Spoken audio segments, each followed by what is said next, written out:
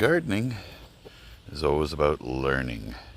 Now, one thing that I've learned in this particular garden, because it's shaded quite heavily by this beautiful, oh, that's my silver maple. But it does get some evening sun comes through here, and some morning sun comes from here as well.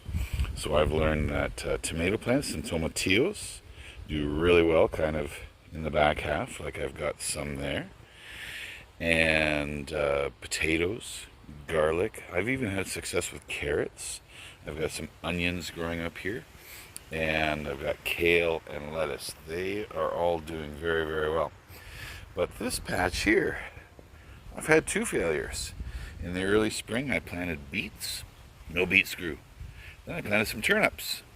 And I've got a turnip patch that I planted a week later in my other garden, way over there. And they're already growing, but that gets a lot more sunlight. So I'm going to do a little changing, because even, I'm pretty much planting seeds all the time. I'm always planting stuff, even into the end of July, and then August and September you get into planting your garlic. Now these are radishes. I planted them a little late. But I haven't seen much growth from them lately. It's getting a little too hot for radishes. So what I'm going to do here is I'm going to dig these up. And back there, I've got some more alyssum, which is, I've shared quite a bit about alyssum in my last few videos. It's a bit of a ground cover, purple and light purple, and even some white. I don't have any white this year. I've got the purple ones.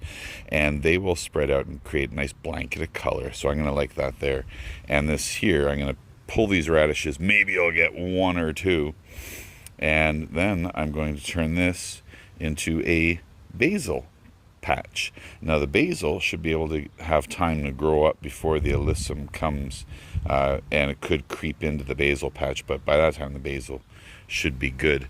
So I've talked with some people that said, oh, I'm done with my garden, I've planted all I've done, and they think planting season ends like May 2 for a weekend or something.